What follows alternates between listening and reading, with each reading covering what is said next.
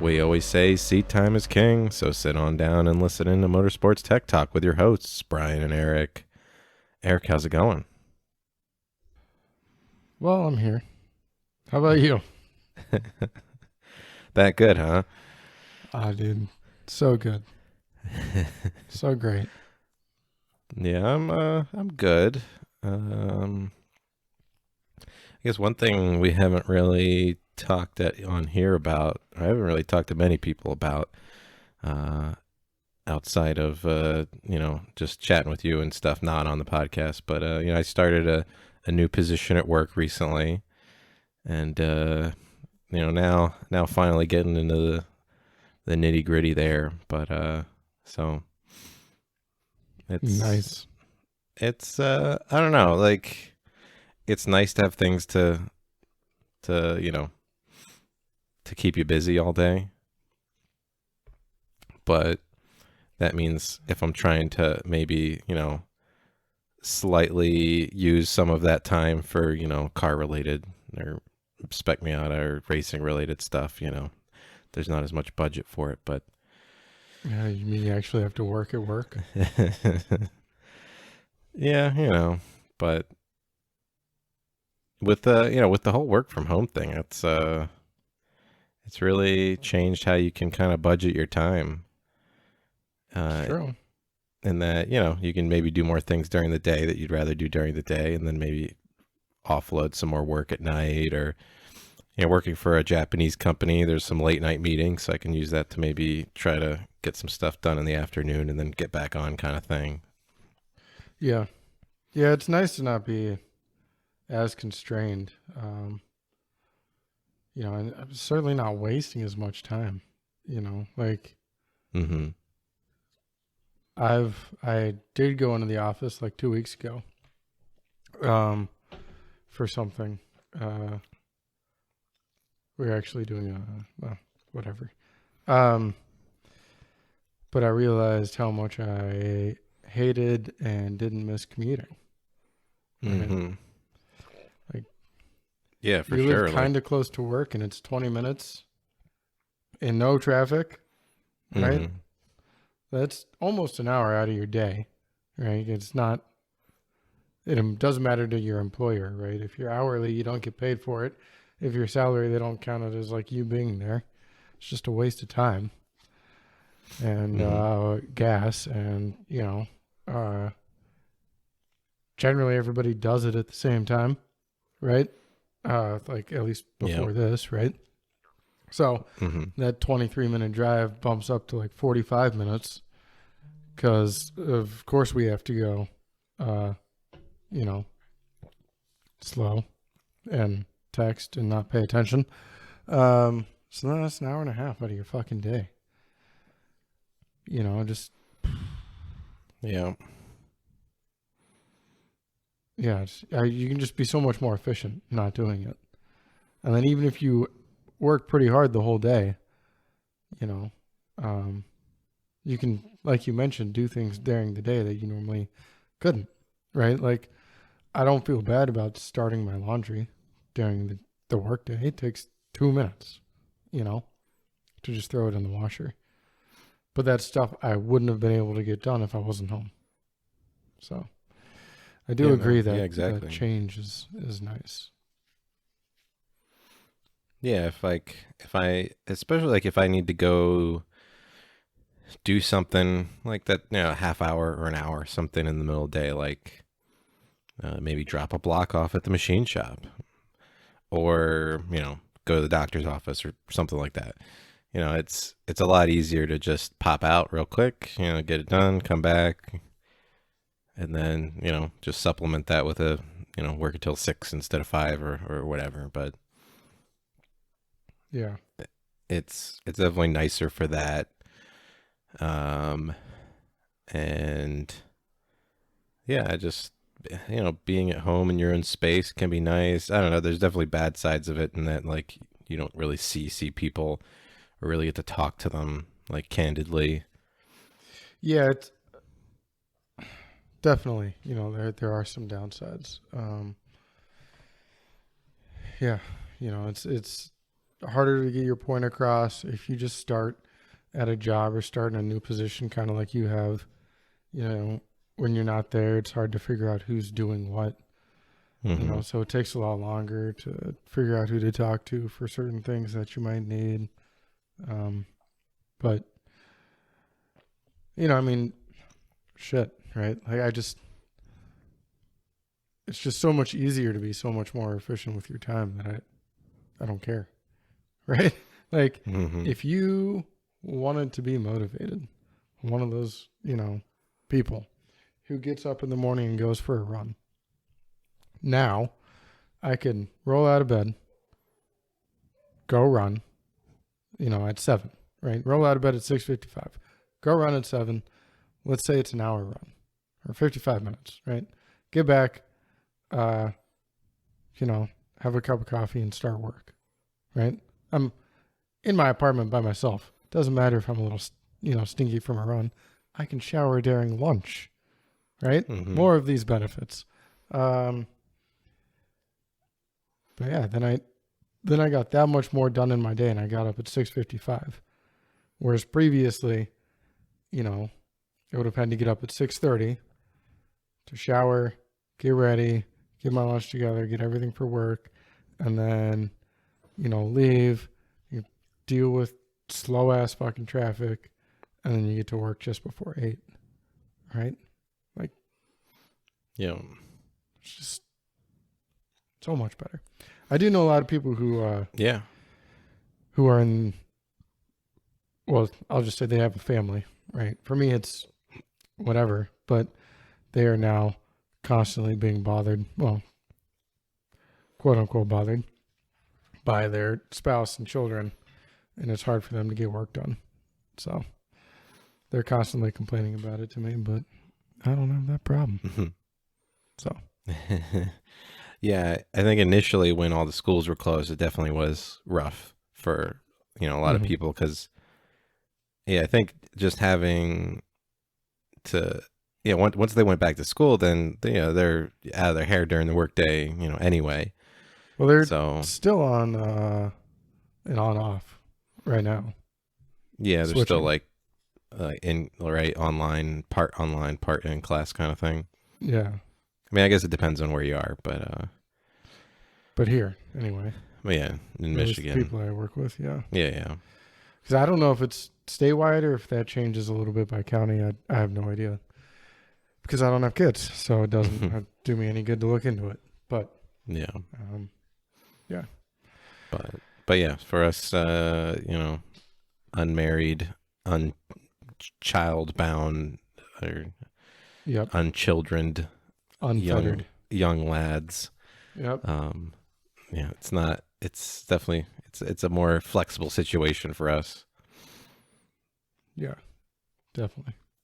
But yeah, it's but yeah, being more busy at work can be, you know, have its upsides and downsides. Luckily, not too much overtime yet, but might have some coming up here. But you know, pays the bills though, thanks to that time and a half. Yeah, it does. But either way, still always have time for racing. Speaking of which, you attempted to do some Yeah, racing last weekend. yep. I certainly tried my little best.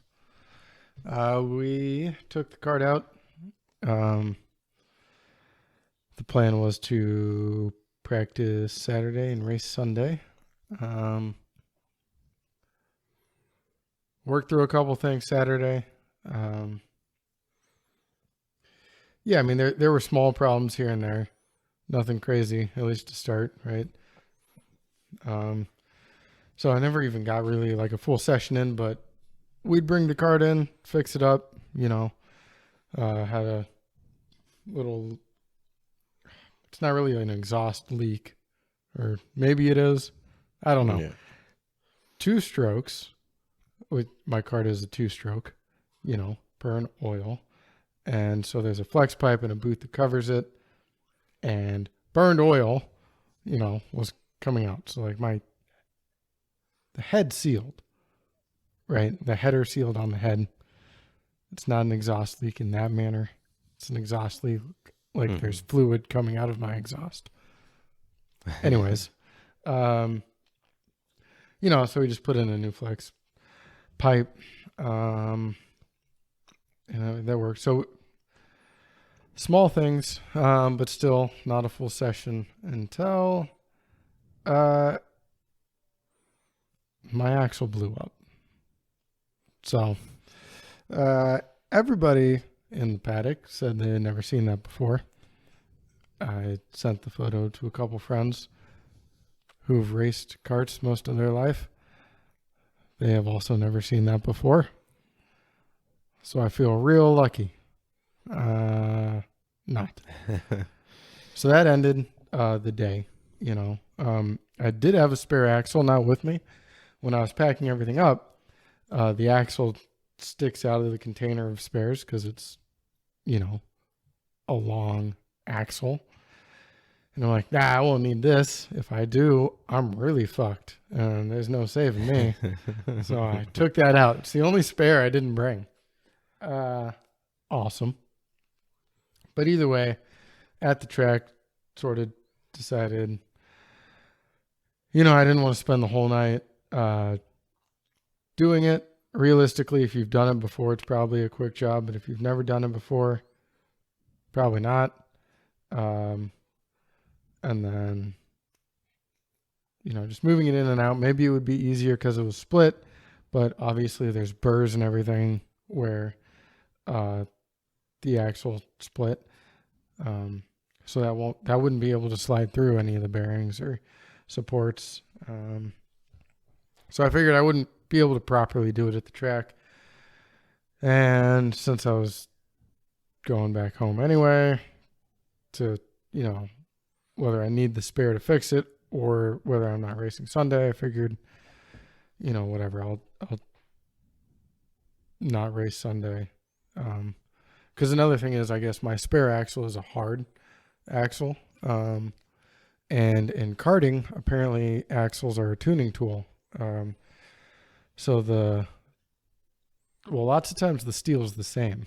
The material they make the axle out of is the same. They just treat it differently. So that's whether they anneal it or harden it.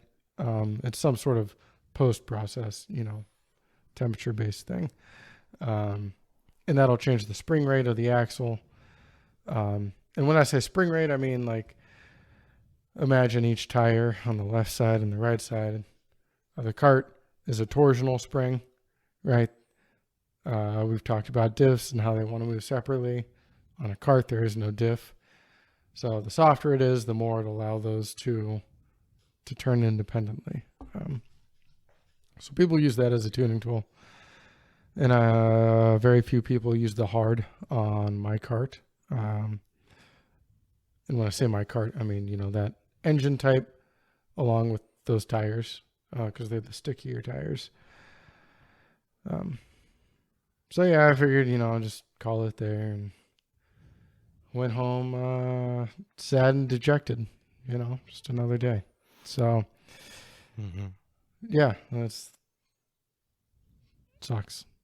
Yeah. Certainly tried to race.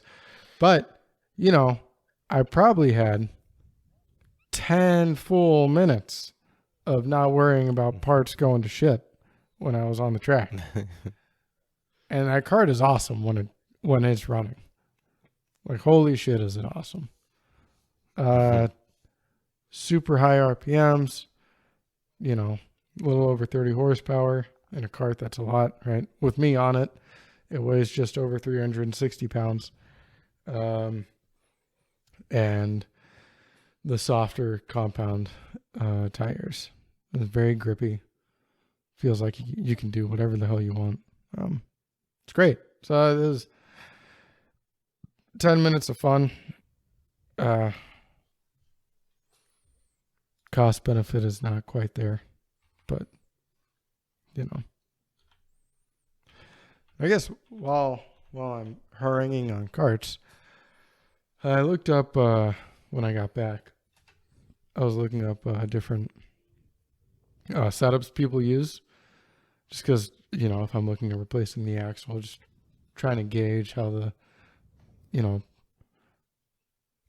I don't want to say market, but how my competition is setting up their kart. Mm-hmm. And I don't really care about being competitive, so competition's, in quotes there. But anyways, boy, oh boy, that's a train wreck. Like a rabbit hole if I've ever seen one. People talking about tuning karts. It's interesting because I know at Pratt, right, where we used to work, there were some people who were really serious. They were pretty fast. They knew what they were doing in terms of setup, right?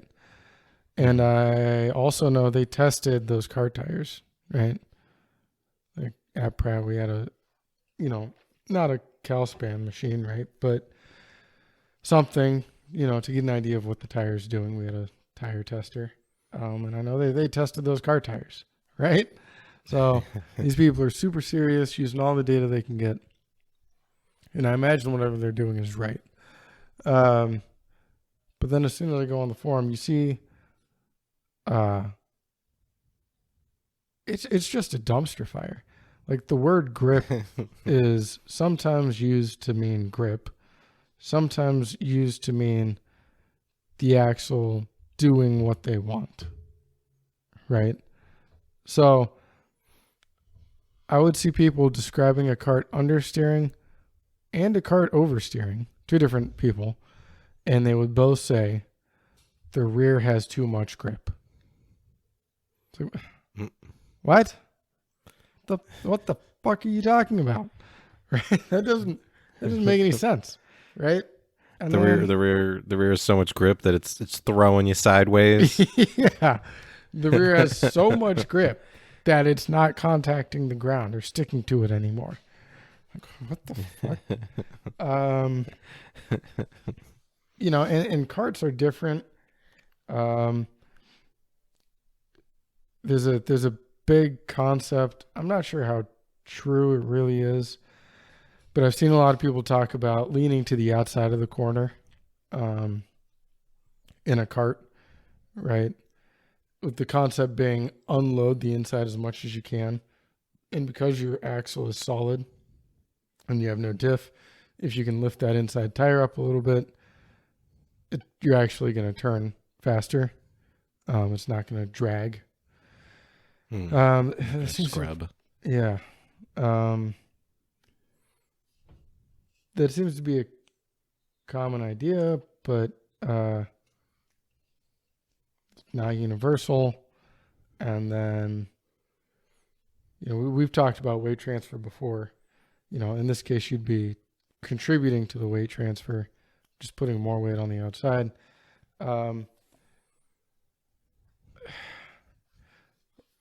I just, again, dude. So someone else was saying, and lots of people agreed with this, so they're fucking wrong, I think, that weight transfer happens cross car in a kart, right? And when I say that, what I mean is they're arguing that weight transfers to the inside of the kart on the front and the outside on the rear.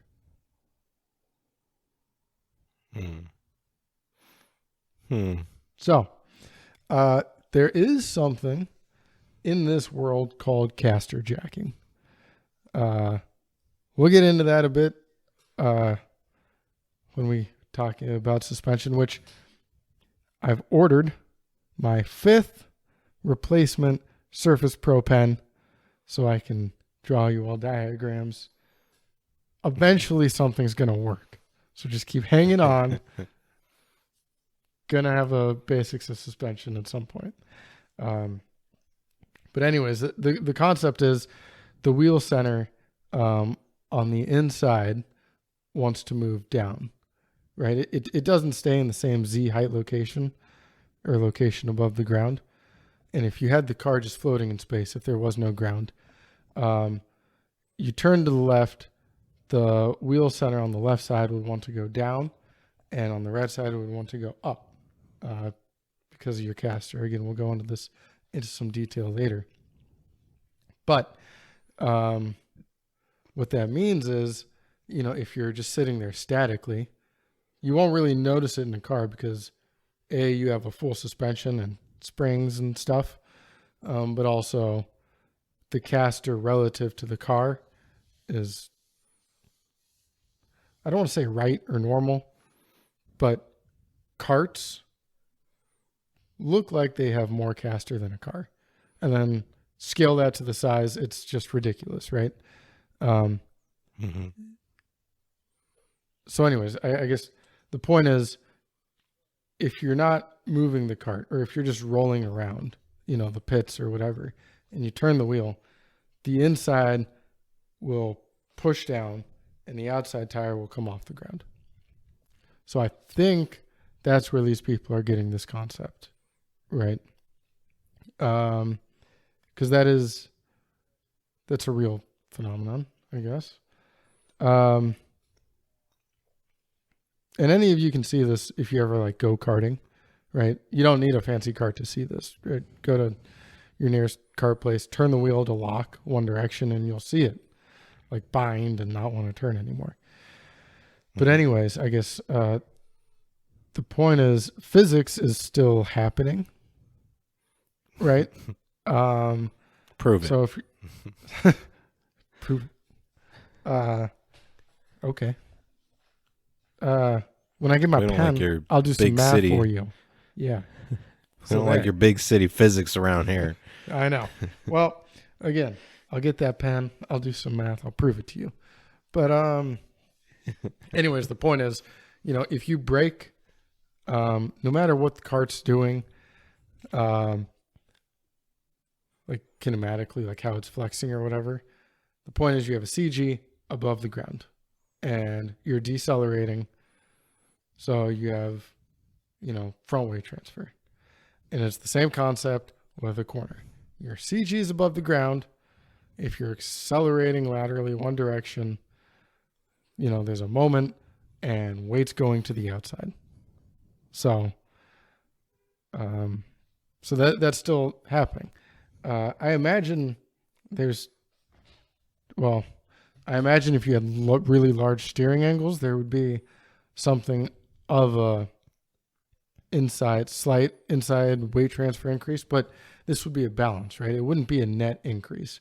It would be, you have X amount of outside weight transfer due to your acceleration, and then due to your kinematics, you have a much smaller amount of inside weight transfer because that tire is trying to push the cart up.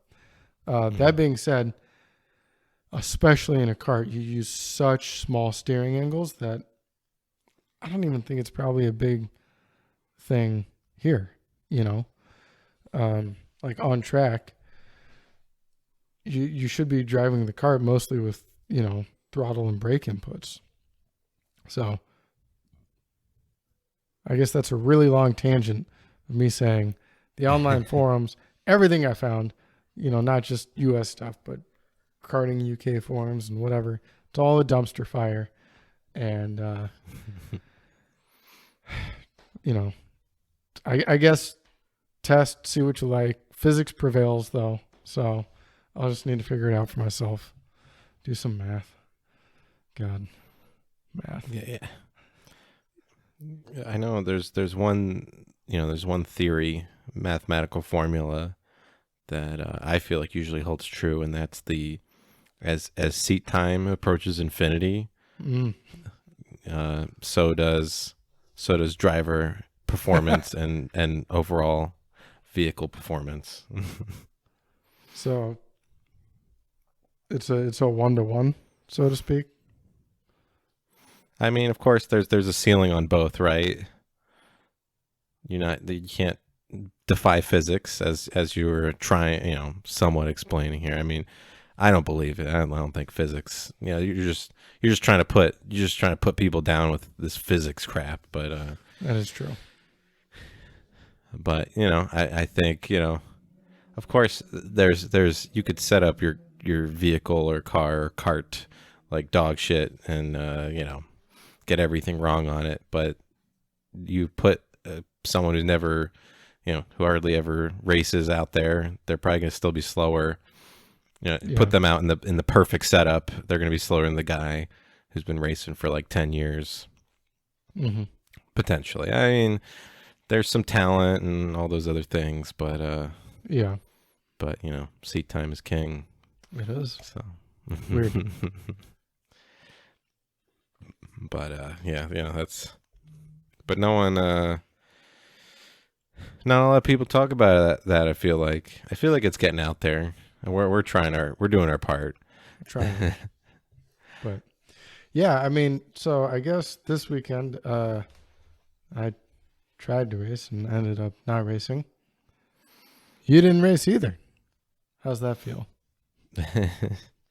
Yeah, and then that's why I can understand your frustrations, because you're losing seat time. The whole point of getting this kart was to get some seat time. Mm-hmm. Cheaper than Spec Miata, cheaper than any other expensive track day car, whatever. But if you're not getting the seat time and still spending money on it, then it's not it's not panning out for me. Yeah. So, but it's still teething issues. Break a couple axles here and there, and I guess, man. I don't know. I mean, so if you consider, and we had water pump issues and whatever. But if you consider dollars per time on track, and I've probably been running for a proper 20 to 30 minutes, like since I bought this fucking thing.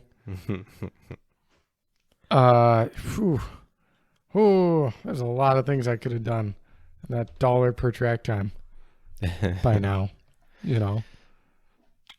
I mean, you consider I got, like I said, probably 10 minutes of good track time. I drove all the way out there, which is not too far, but, over an hour. And then, your pit pass and your $40 for a day of racing is great. Generally, if you run for more than 10 fucking minutes, right? Yeah, your $50 race fee, I'm sure that hurt. Yeah, dude. Fuck. Your $50 race fee and your 50-minute tow with a gasoline powered. I mean, CTSV is the most efficient, but I'm sure it gets better MPGs than my diesel F-250 towing 8,000 pounds. Yeah, probably. But yeah, dude. And then there's some other ancillary bits. Like, I trusted the guy who helped me tie this thing down. Apparently I shouldn't have. He's tied multiple things down. And in his defense, he races all the fucking time. Your trailer moves in 2 axes, or it separately, does, front to rear. But why the point is I shouldn't have let it go, right? But he wrapped the hook around the strap, which is fine if you're statically moving something. I guess that's sort of an oxymoron. But if something's relatively static, right? Like if it's in the bed of a truck, it's not sliding around. That's what I mean, right? The truck is moving, but the platform is not. But if you have a really light motorcycle trailer and that platform is moving, it's not a good way to do it. I questioned it. Hashtag it's probably fine. I let it go. And 4 of my 5 straps are now trash. So, it's just, well, these things just they just add up. And at this point, $1 per track time, if it included a weekend track day, it would probably be cheaper for me to just buy Drago's Spec Miata in terms of $1 per track time. It's I don't know, man. Ridiculous. If you're worried about ratchet strap costs, man, I don't know if racing's for you. I'm not individually, but these are all things that add up, right? Like if they're nice ratchet straps, that's another, you know, $45 pack. That $50 race fee, $40 entry fee, $15 pit pass, $260 in tires that have now been heat cycled for not much gain. You know, I mean, it's just a lot. You know, I didn't even name everything. Another $250 in an axle, right? Spent about $500 in electronics trying to fix that since last time we were out. Like, I mean, realistically, you know, between last time and this time, we're probably looking at like $1,500, maybe $1,000, probably closer to $1,000. 10 minutes. I mean, I'd probably spend that in one race weekend. Yeah, you get more than 10 minutes of track time. Yeah, but I guess I wouldn't if my expect me out to blow up every time. Yes, that's the point. That is what I'm getting at. It's exactly Yeah. what I'm saying. Well, then don't blow up your cart. Oh man. Yeah, I mean, yeah. Obviously, if it's just, I think your track time per dollar will exponentially increase versus what it is now once you actually get track time. Well, it certainly can't decrease. But yeah, I think you just need to stick with it, man. Give it a shot. Give it a chance. Give it a hope and a prayer. Yeah. Well, I'll keep driving it until someone buys it because I'm already tired of this thing. So if any of our listeners want a cart, hit me up. It's fast. I'm about to fix it and then get rid of it. So. Well, yeah, speaking of people getting frustrated with their cars and probably should just sell them for something cheaper. Mm-hmm. There was a WEC race last weekend. And, yeah, isn't Gavin retiring or something? Sorry. Is Oliver Gavin, isn't he retiring? Oh yeah, yeah. His last race. He raced in that race. They threw him a bone, let him putz around in the back of the GT field in the Corvette. Yeah. I'm guessing because the Corvette's not running the full season or anything, so I think maybe they're doing it to prepare for Le Mans or they need to get their race. blessing. Yeah, they need to do a couple WEC races to get into Le Mans. Okay, yeah. So they're out there doing that. So yeah, Garcia or not Garcia? Well, it was Garcia and Gavin. Mm-hmm. Gavin got to come back basically for that race, but the kind of the big story of the weekend was the Toyota Hypercars, at least before qualifying up to that point, have been slower than the P2 cars. Ouch. And P2 car is a cost capped, just like kind of spec car. And you can go out and buy it for a couple $100,000 chump change, How much is it? Because I mean the P3 I thought is like $250. I think it's like $350 or something. At least when they first came out. I don't know if there's like increase due to inflation and stuff like that. There's probably some of that. I'm sure I remember them being cost cut right around $350 when they first came out. Well, 483,000 pounds, whatever that means in real money. So I would not call our money real money. How much is that in Dogecoin? Yeah, how much is that in Dogecoin? Well, first let me convert it to. It's 671,681 ish United States dollars.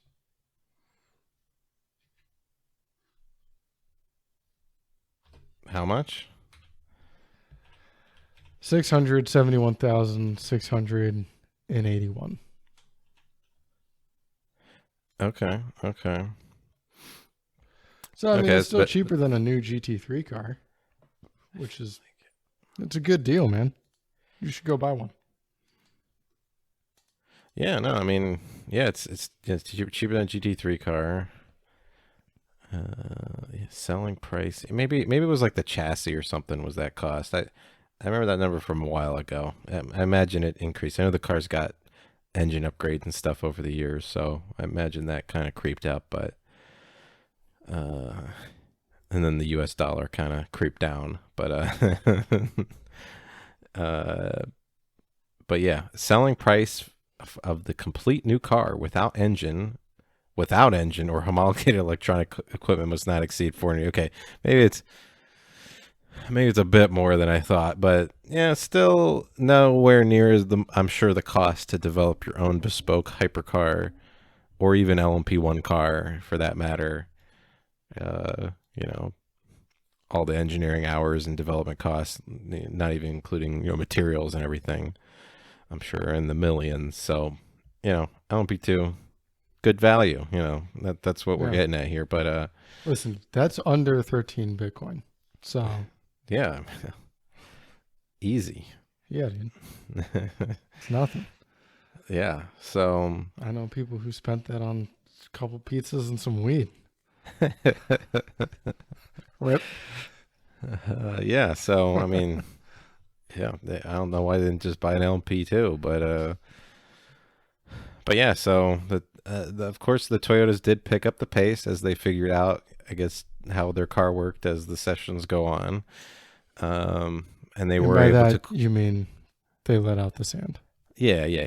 Well, no, I'm not saying that. That would be ridiculous. But How much faster did they go?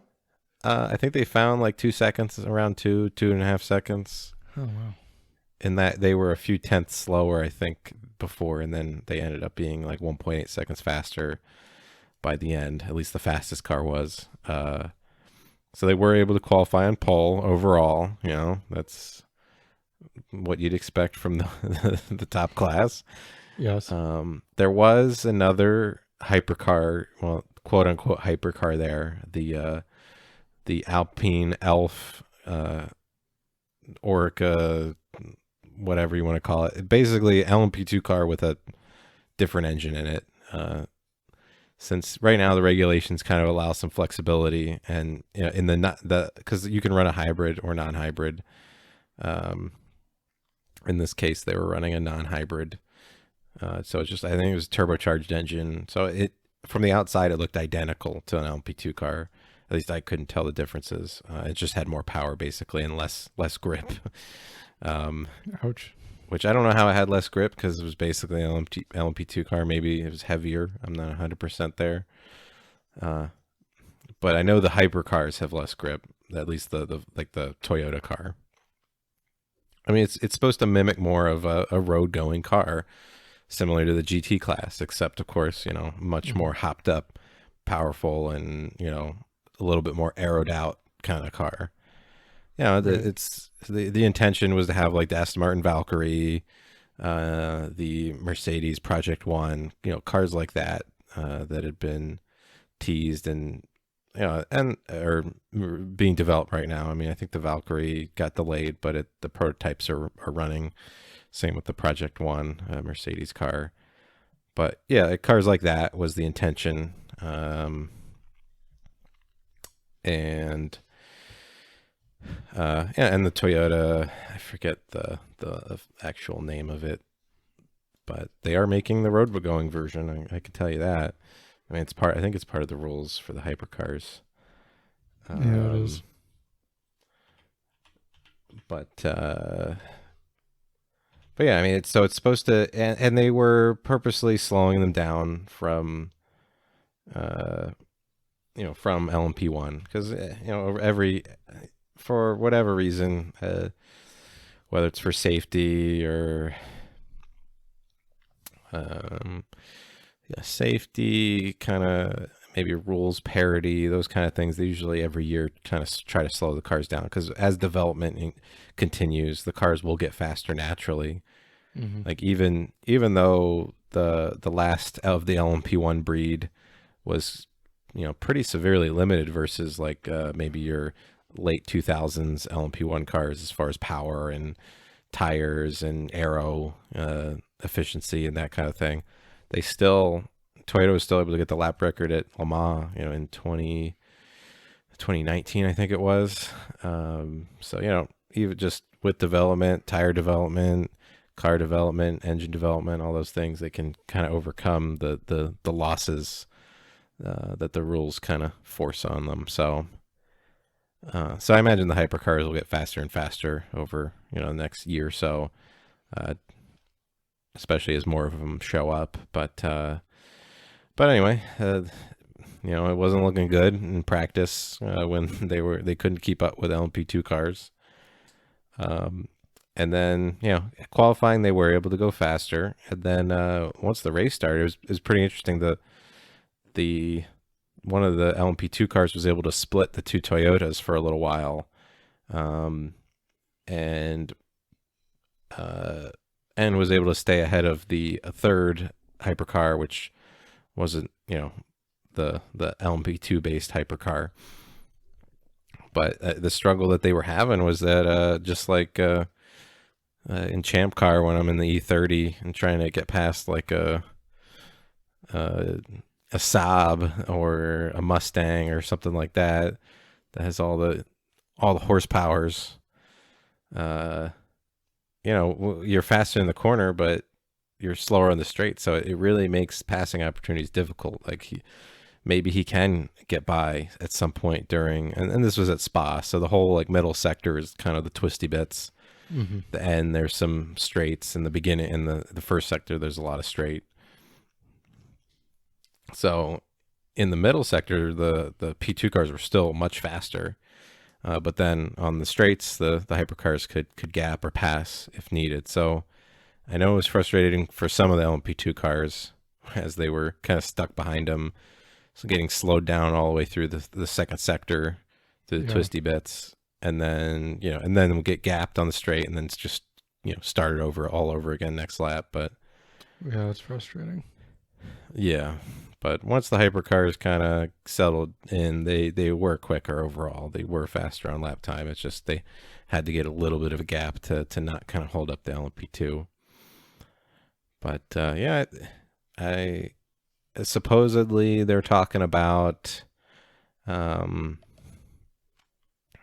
maybe speeding up the hypercars because they already had to slow down the P2 cars. I believe they had to reduce their power from last year, and a few other things. And I think it was all part of the plan originally. They didn't do this as a reaction, but I think they don't want to slow the P2 cars down anymore. It's more they'll maybe try to speed up the hypercars, whether it's reduce the weight or maybe try to allow for more power, but or some aero changes. But all those might kind of mess up what Toyota was already planning, or the Glickenhaus that's supposed to show up in a race or two. But yeah, I mean it's interesting they're having to do it this early, right? Yeah, because like when you build a race car, you should build it with a lot of adjustability, right? But right, so if I was, this is just a very simple example, right? But if we were building one of these hypercars, we would make it much lighter than the actual minimum weight. Then when we go to homologate it, it already has ballast in it.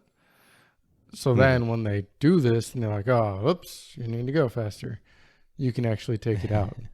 But the thing is, these are all new cars. If they were actually designed to the rule as is and not with this upward mobility, which again, understanding racing, they should have.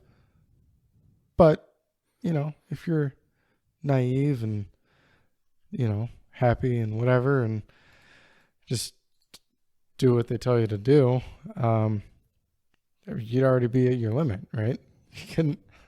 Where are you going to get more power or, less weight? If the car is already as light as you can make it, you're just kind of boned then. So Yeah. yeah, I I I don't think it's a problem, right? As I just said, they should have designed the car with this adjustability in mind, but it's weird to see it this early. Yeah.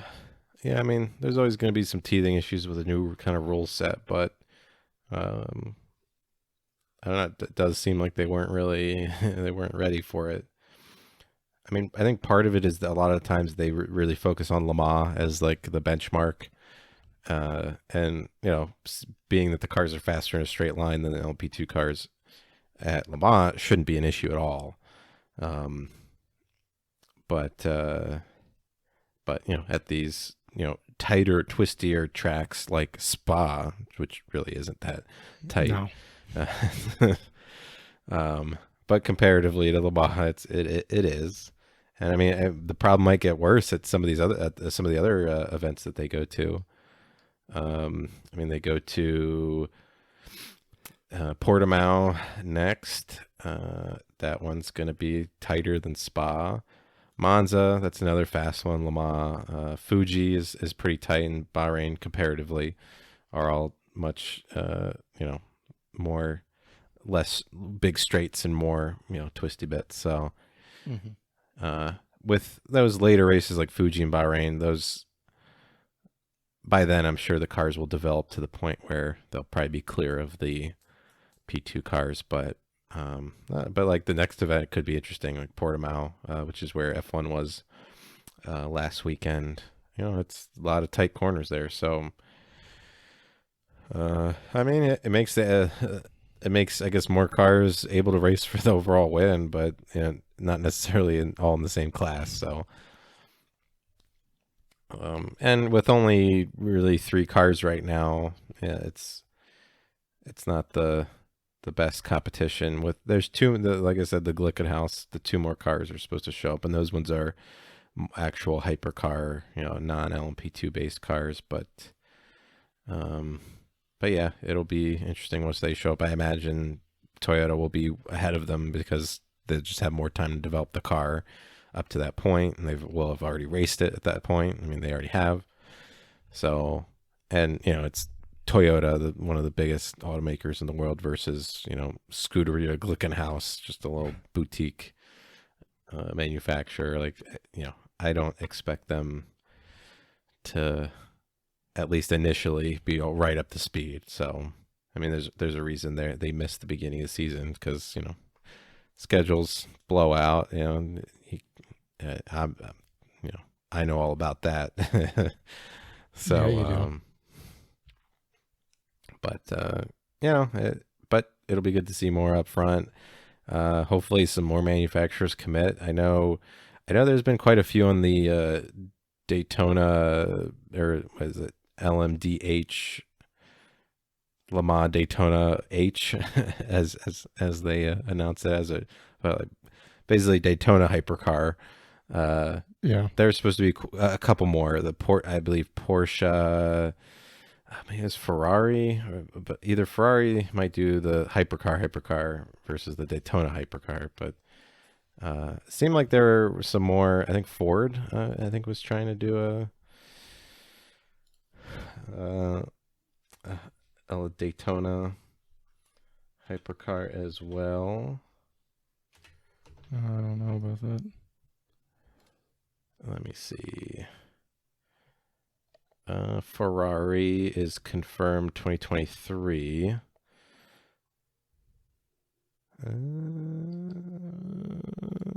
Well, I'm sure nothing's confirmed, but let's see. Who's doing it? Aerodynamic cost. Glickenhaus, I know, was confirmed. Peugeot supposedly will be fielding a hypercar. Ferrari in 2023. Supposedly Ford was involved in negotiations and expressed interest, but hasn't committed to anything. people thought McLaren were, but nothing from them. And I thought I saw Audi was supposed to come back too. I don't know, but yeah, things come and go. People will, companies will talk about, oh yeah, we have a lot of interest, and then then do nothing, which is fine. It's a lot of Yeah. money. They're It's a welcome to ton of do what money. they want. Yeah. So either way, yeah, I always hope that the top class will go back to the golden days where it was the Peugeots and the Audis, and then the Porsche, Toyota, and Audi battle with the Nissan kind of very shortly in there for a second, but not really. Yeah. Wish it would be. We can pretend. But yeah, those were always such awesome battles to watch, and so hoping for some good competition up at the front again. But yeah, I mean it's just it's interesting to see the the hypercar is so slow, Yeah. But yeah, and that's that whole having a car faster in the straights, and like I said, like in Champ Car, it's always such a big problem when if you build a car to be super fast in the corners and just not as fast. If you're specking a lot of aero, it's just not going to be as fast on the straight. Hmm. Uh, lightweight car with not a lot of power. Um, Yeah, I mean, this will obviously offend some people, but it's very easy to go fast in a straight line. You know, and I'm not shitting on drag racing. I'm talking about like Champ Car or this, right? Like you just, obviously, getting a good run and whatever matters when you're racing cars that are close to you, but when maybe lap time is similar, but it's because you can't turn for shit. But you have 50 horsepower on the slow cars, or traditionally, thought of as slow cars. Then, yeah, it's just way easier to get it done. You just straighten the wheel and right foot down. So, yeah, yeah, and like you said, sometimes you got to be careful because if cars get a really good corner exit, like cars with a lot of aero and grip and just good setup. Like sometimes people will. I remember racing the GWR E30. There were some people who were like, "Man, that thing has a lot of power." It's like, no, it has like 150 horsepower. It does not have a lot of power. It's just we exit the corner like 10 miles an hour faster than you are right now, and that really helps straight line speed when you start 10 miles an hour faster. yep. Of course, then there's some cars that can easily overcome that we race against. And that's what those are the cars we're talking about, where they can just kind of not really push it in the brake zones or try to make go around the outside and inside all the racecraft and everything. No, you just sit behind them, and as soon as the straight comes, you pull out and just drive past them. Yeah. I mean, and So, honestly, that's if you're renting out or whatever, like it's the smart choice, right? Because it means you can make the pass without really putting your car in a risky situation. So, yeah, but unfortunately, specifically with Champ Car, a lot of the high power cars are kind of not fun cars to drive, whether they're front wheel drive or heavy V8 cars or hey, just weird. Usually the cars that are able to get away with the most power to weight ratio are just usually compromised in other ways, and that's how the rules are supposed to work. But when you're having to pass a lot of traffic, it's way easier to just have the straight line speed on people. So a lot of times some of the top teams seem to gravitate towards that. So, and I think it's the right move, but as a person that maybe drives these cars every once in a while, I'd much rather drive the super grippy, aeroed out Miata or E30 over, a big solid axle Mustang or are you Honda trying to win or are Civic. you trying to have fun? Because I they mean, can be different. yeah, winning's still fun for me, and going fast is still fun. I think going fast in a corner is a little more challenging and interesting to me, but I don't know. It's still fun hitting like 140 on the straight, I guess. I don't know. It's like the most relaxing / dull part, I think. Right? Like, I don't know. Just going down the back straight like at Road Atlanta is the easiest part. Yeah, Yeah. ooh, I'm at the top speed. Look at me. And whatever. You're just holding the throttle open. Yeah. I mean, I guess the fun part is when you're passing people with 20-mile-an-hour differentials, speed differentials. I guess that's the fun part. Suckers. But yeah. But yeah, just if I were building an endurance car, I'd definitely try to get kind of the most power possible. And that's also why over the many years of racing, it seems like people are always really focused on like, who has the most power. This person must be cheating to get more power. I mean, say like Ferrari, like in F1 recently, things like that, where yeah, well, they were. So. Yeah, if the more power you have, the more, either in their case, the more downforce they can run because they can just offset it, or just obviously just be faster in the straights, and make it easier to pass. But yeah, not a lot of people focus on power. I know, especially when complaining about cars, they think, "Oh, that car, that's way too much power," or whatever. But I don't know. Some cars have a lot of grip too, but people just think that's all the driver, nothing else. But obviously, you need to set the car up. I mean, aero doesn't work, right? And it doesn't work unless you're going 200 miles an hour. I mean, come on. Yeah. Well, it generally doesn't work if you're going 30. So. True. Which is always funny to see when there's some people with really just kind of overclassed cars that start throwing aero on it, thinking that that's the reason. Not let alone that their power to weight ratio is like half of some of the top teams. But anyway, I just thought with the whole hypercar thing, it was interesting to see when the P2 drivers got out of the car, they were just complaining about how the hypercars were holding them up the whole time, and yeah, that's rough. So, yeah, well, they got to complain about something. I mean, the guy was leading the race in his class and everything. He still has to complain about something. Yeah, I mean, that's what drivers do. They're effectively babies. I've learned that. Yep. I mean,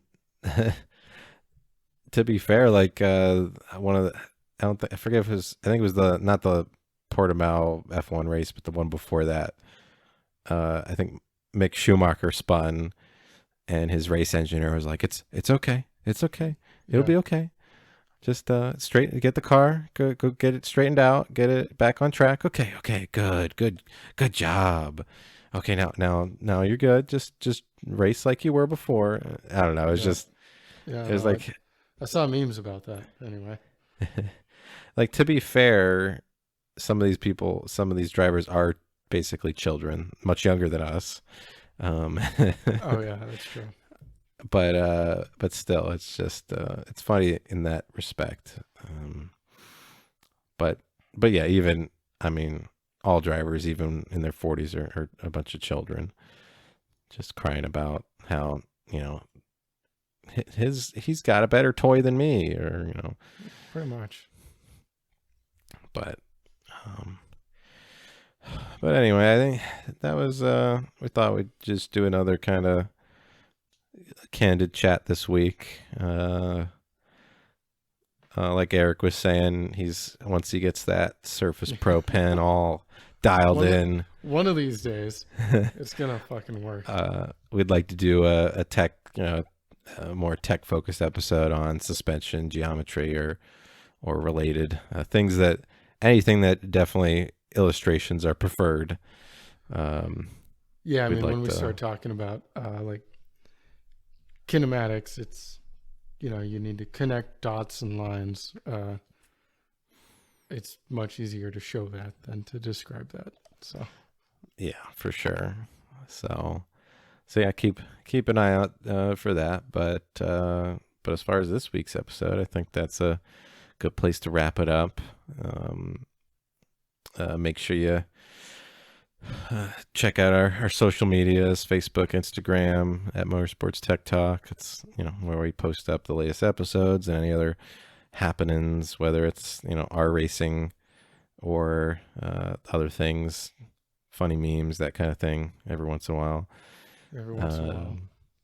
But yeah, but it's the best place to get updates on new episodes and things like that.